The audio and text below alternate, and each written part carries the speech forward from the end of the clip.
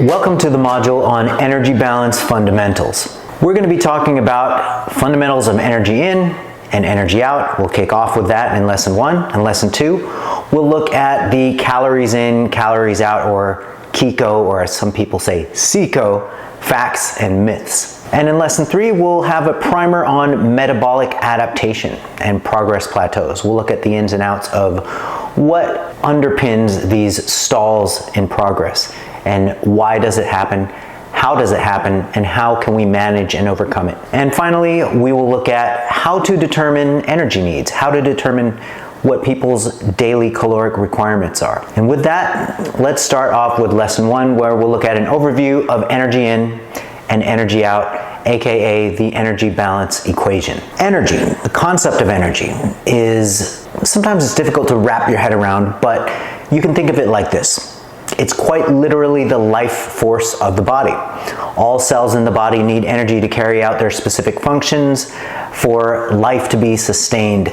Without energy, we are done. So all aspects of physiology, such as protein metabolism, glucose production, a myriad of other things, they all require, in some way, the use of energy.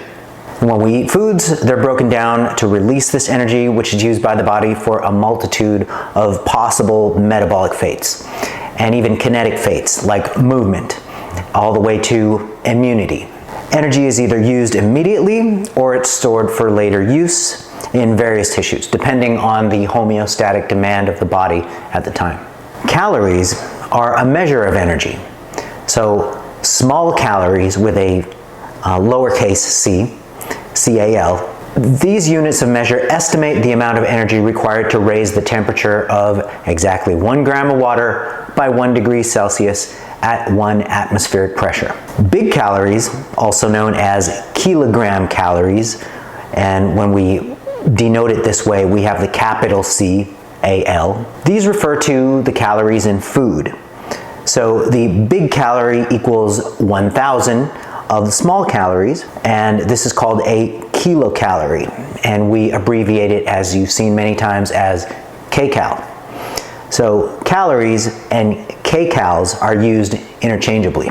Although calories are the most commonly used unit of measure expressing food energy, they're technically not part of what's known as the International System of Units, or SI as it's abbreviated, or as a lot of people know it as the metric system. So calories are not actually part of the metric system. So food energy within the international system or the metric system is expressed in kilojoules. So 1 kilocalorie equals 4.184 kilojoules. The concept of calories or energy in the context of dieting and weight loss specifically has drawn a fair amount of controversy and debate. So energy balance, the balance between calories in and calories out, is a widely debated and widely misunderstood concept. Some people will even make the claim that, hey, calories don't exist. The body doesn't have calorie receptors, and silly statements like that, because the body definitely has multiple systems for sensing various states of energy balance from the short term to the long term. So here we can look at the broad components of calories in, calories out, or the broad components of KICO. So on the left side of this diagram, you can see the elements of calories in, and on the other side, you see the components of calories out. So calories in is caloric intake, with calories out being energy expenditure. So energy intake is regulated by appetite, which has hormonal underpinnings. There are certain hormones that regulate satiety as well as hunger and just appetite in general. There are environmental factors that influence calories in. These environmental factors can be the actual food environment, so what's available to the individual in their immediate space, and also the structured or the built environment, being the actual availability of being able to access various foods and beverages. And psychological factors is a huge component of calories in. It can make the difference between a successful program and a program that just keeps floundering or failing due to the inability to really kind of reconcile certain psychological issues that antagonize the pursuit of various goals that have to do with dieting. And then there's differences in metabolizable energy that also affect the calories inside of the equation. Different macronutrients have different thermic effects or different costs energetically of processing within the body. So protein has the highest thermic effect, and then in second place there's carbohydrate, and the lowest thermic effect is dietary fat. There's various figures that are thrown around with regard to the thermic effects of each of these, and we don't have them exact, but protein in the literature is listed anywhere from roughly 25 to 30-ish% that is burned in order for your body to process the protein. So if you consume hypothetically 100 calories of protein, then it will cost the body like 25 to 30-ish calories to metabolize that 100 calories of protein that you take in. With carbohydrate, it's more like a 6 to 8%, and with fat, it's more like 1 to 2, possibly 3-ish%, which is the cost of processing the calories of those different macronutrients. There is some controversy about what the thermic cost of ethanol or alcohol is, and there's also some controversy over whether we can call alcohol a macronutrient, but it does provide energy and it does have a thermic cost. Let's take a look at the energy expenditure or calories out side of the energy balance equation. At the top with the largest energy expenditure is basal metabolic rate, also called resting energy expenditure, also called resting metabolic rate. This is the amount of calories that your body spends on a 24-hour basis just to keep you alive. So if somebody was completely bedridden, no movement, then the amount of calories that they burn in 24 hours is called their basal metabolic rate or resting metabolic rate or resting energy expenditure. And usually that is the largest component of energy expenditure. And I say usually because there are certain athletes in the endurance and ultra endurance realms who have an exercise energy expenditure that outpaces their resting energy expenditure. Next, we have non-exercise activity thermogenesis, which has literally a NEAT acronym. And we can also call that spontaneous activity. We can also call that non-exercise activity. And that has a very large range. So 15 to 50% of total calories are burned through NEAT. And this is because there is a wide variability across individuals in terms of how much spontaneous movement and how much non-exercise movement that they have in the course of a day. NEAT is very difficult to track, and so when you get frustrated with trying to figure out somebody's energy needs, or when you get frustrated trying to figure out why somebody's progress is slowing, a lot of the times it has to do with changes in their non-exercise activity. Next up, we have exercise energy expenditure, which across individuals is roughly 15 to 30% of total energy expenditure. And finally, we've got the thermic effect of food, or it's also called diet-induced thermogenesis. And this is the smallest component of energy expenditure at about 10 to 15% of total energy expenditure. These are the components of calories in and calories out. And as you can see, there are a lot of factors influencing the energy equation. And as you can see, all the factors range from hormonal to psychological to physical / mechanical. And it is ultimately a complex equation, but you can simplify the concept of it by saying that the way that the body increases or decreases in size really is determined by ongoing energy balance. And yes, there's always going to be a lot of factors influencing both sides of the energy balance equation. These are the components of total daily energy expenditure. A little closer look where we can see, once again, I'm going to put a highlight on non-exercise activity thermogenesis. And with these specific examples, you can see that across individuals, NEAT can range on small people, the difference of 240 to 800-ish calories, and in moderate sized folks, it can mean 390 to 1300 calorie differences across individuals, and then it just goes up from there. And the thing that I want you to focus on is just the broadness of the range of energy expenditure across different levels of non-exercise activity. And like I mentioned in the previous slide, when you experience somebody approaching a progress plateau, or you're wondering why weight loss is slowing down or why progress is slowing down, especially in a weight loss situation, it's because non-exercise activity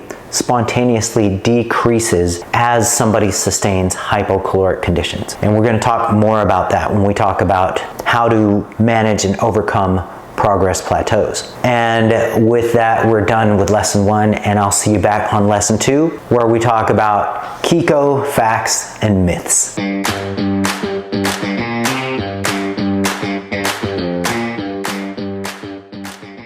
Welcome to lesson 2.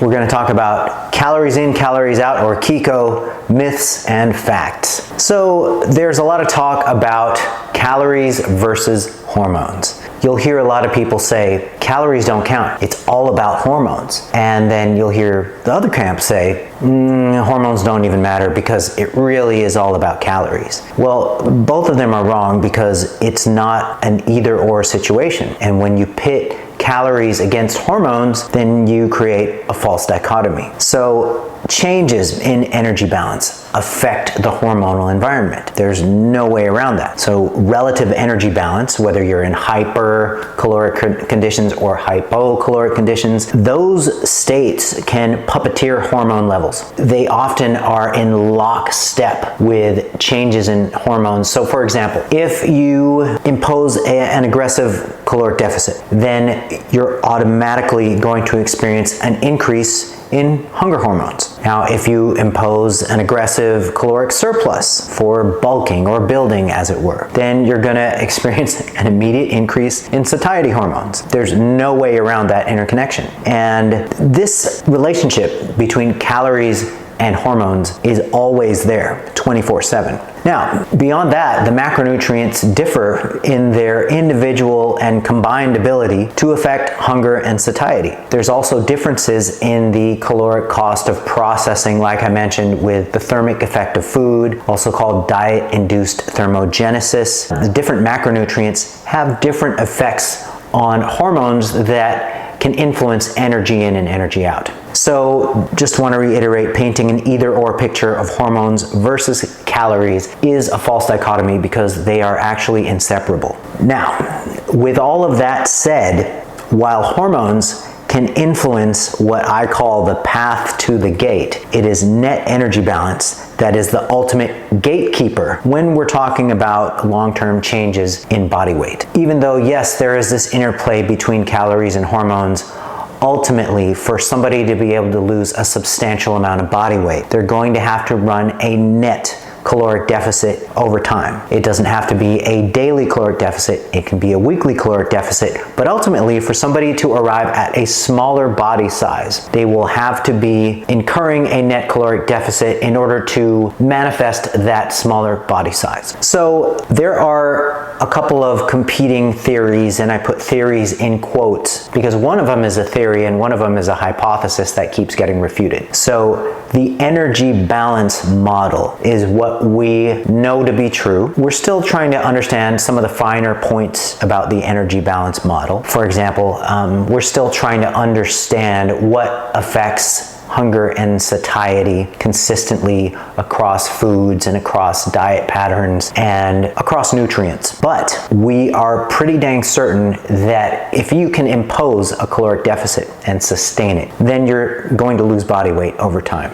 There are little rabbit holes we can talk about, and we will, with regard to changes in body composition that happen independently of net energy balance, and that is a concept called recomposition. But setting the recomposition concept aside for a second, if we're talking about individuals with obesity or individuals who are overweight, who want to become normal weight or lean, it always, in some way, shape, or form, is going to boil down to sustaining a net caloric deficit over time.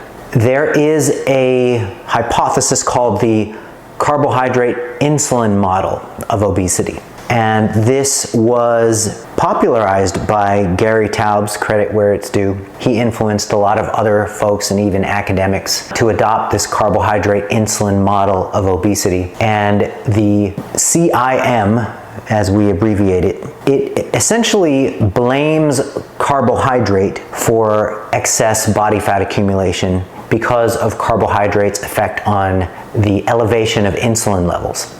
So if we have a kind of an incomplete view of insulin as, in quotes, the fat storage hormone, then we look at the macronutrients and see, well, which macronutrient has a strong effect on raising insulin, then people automatically jump to carbohydrate. And so with the spotlight on carbohydrate raising insulin, and with insulin supposedly being the fat storage hormone, then carbohydrates automatically get blamed for the obesity problem that's been rising in the Western world over the past 40-ish years. That is simply not true. And it's true for a number of reasons. First of all, we can look at observational data and we can look at populations and their body weights. So observational data is interesting because you can look at very large groups of people for very long periods of time, but it's also limited by the inability to control the many potential confounding variables in the mix. But nevertheless, we have to consider observational data alongside interventional data or experimental data. And both roads lead to the fact that the energy balance model is true. And so I'll explain that further. If we look at observational data, we see that the leanest populations on the planet are not people who avoid carbohydrate and are just eating protein and fat. These are folks eating high carb, low fat diets. And so they default to just being the lightest people on the planet and the leanest people on the planet. So that is just simply an observation. I want to throw a humorous observation in there. The obesity epidemic, or we can call it a pandemic, really just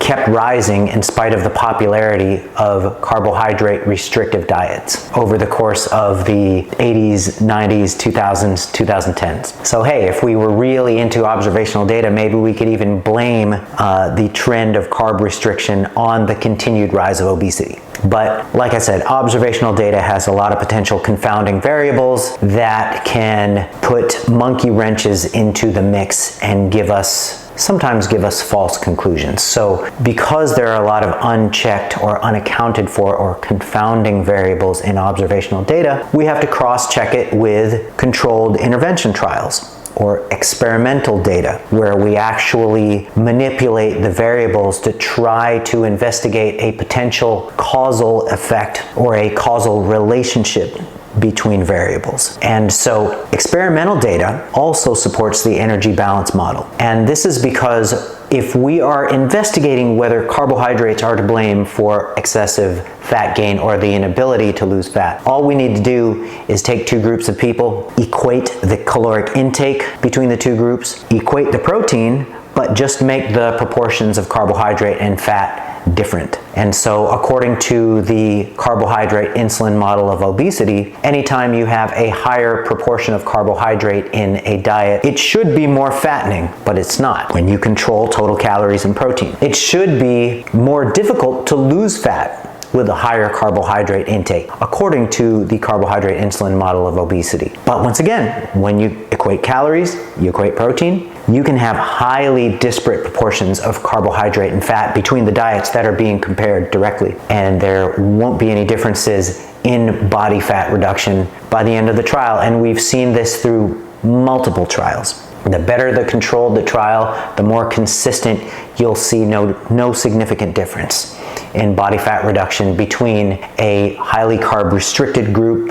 versus a high carb low fat group. And we've seen this enough times to be able to conclude that, well, just like we thought, it really is the energy balance model that wins out.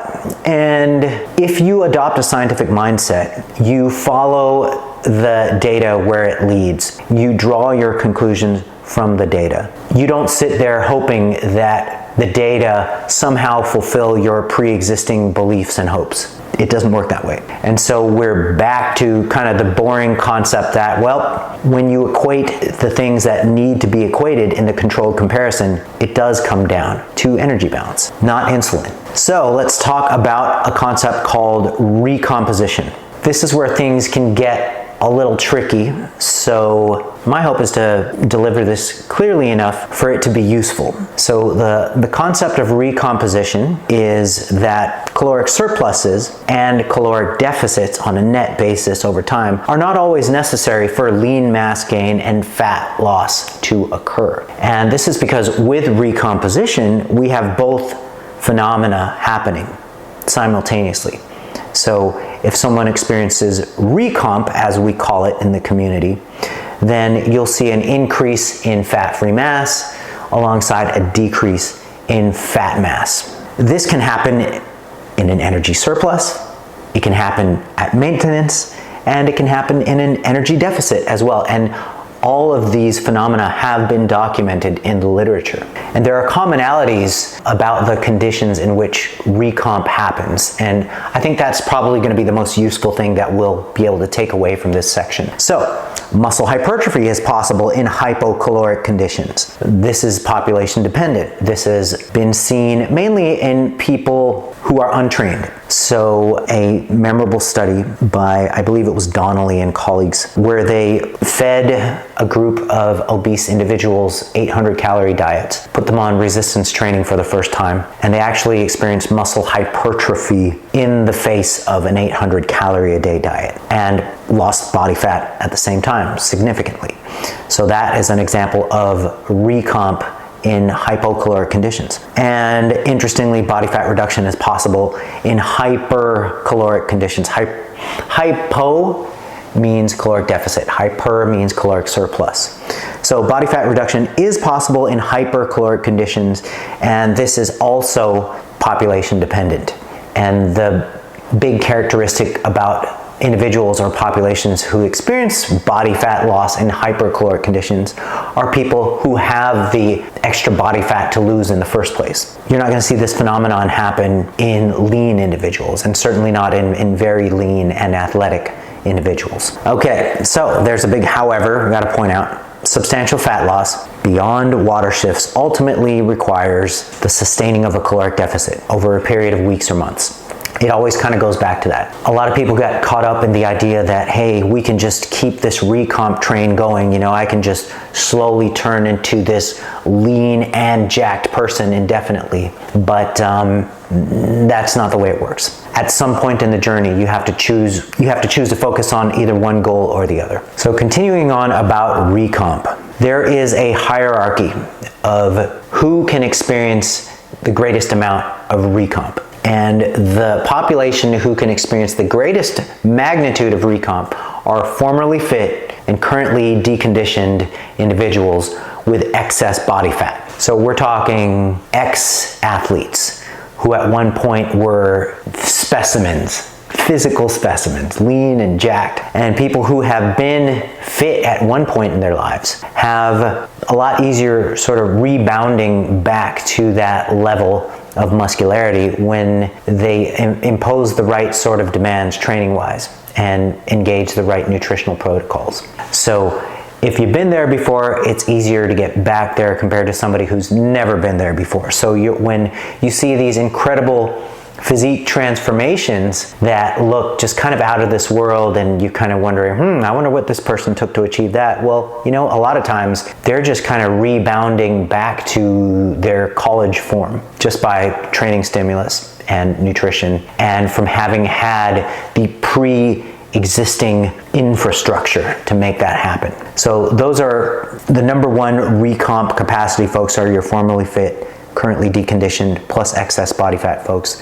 Next in line are the classic overweight or overfat beginner. Those people can also experience substantial recomp, not necessarily to the same spectacular degree that the formerly fit, currently deconditioned excess body fat folks have, but still can accomplish substantial recomp nevertheless. As we go down in the hierarchy, people who are intermediate level trainees with some body fat to spare, those individuals can still experience recomposition, but you can hit a point as kind of an end stage intermediate or a higher level intermediate, where you come to this point where chasing recomposition becomes a highly inefficient and almost a wheel spinning type of endeavor. But there's still evidence in the literature that intermediate level trainees can still experience recomposition. The population who experiences the least potential for recomp are advanced trainees who are close to their potential for muscle hypertrophy and or leanness. So if somebody has been training consistently for several years and they're already pretty lean, then they really do need to focus on one goal at a time. You can focus on recomp, but then you better have a very long time in front of you, and your timeline for achieving your goals needs to be very, very unconstrained if you're going to focus on that. So there are common characteristics of programs that demonstrate the recomp phenomenon. This is something that I have to give credit to my friend and colleague Chris Barakat for. He did a great review paper. It's called Body Recomposition: Can Train Individuals Build Muscle and Lose Fat at the Same Time. This is in the Strength and Conditioning Journal, and it's hard to believe that this was written 5 years ago, but it's all still valid. He actually collected at least 10 studies showing the recomp phenomenon happen in resistance trained individuals. And so the common threads in the programs that showed recomp was progressive resistance training at least 3 times a week.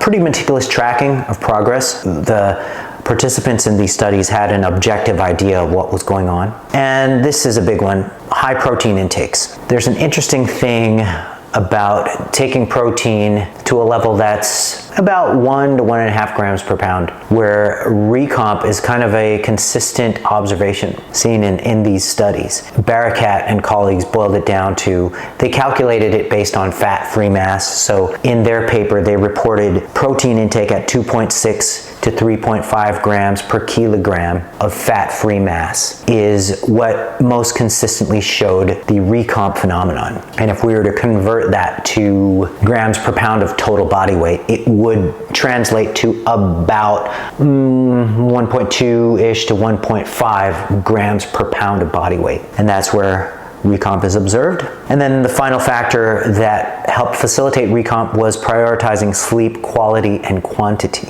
Across the literature, you can see that sleep is optimized somewhere between 7 to 9 hours roughly. There are going to be individuals out there who can subsist on 5, heaven forbid 4-ish hours of sleep, but this isn't necessarily going to facilitate training and body composition goals optimally. So for recomp, you're really trying to look at optimizing sleep quality and quantity, beginning at the 7 hours a night on average, all the way up to 8-ish, 9-ish. There's an interesting phenomenon too where excessive sleep is associated with negative outcomes, but with healthy populations, getting in quotes too much sleep usually isn't an issue. And that wraps up lesson 2. I'll see you back on lesson 3, where we talk about metabolic adaptations and progress plateaus. Thank you for watching this module. We hope you got as much value out of it as possible. If you'd like to see the whole course, just click the link below and you can grab your copy for just $1. We'll see you on the next video.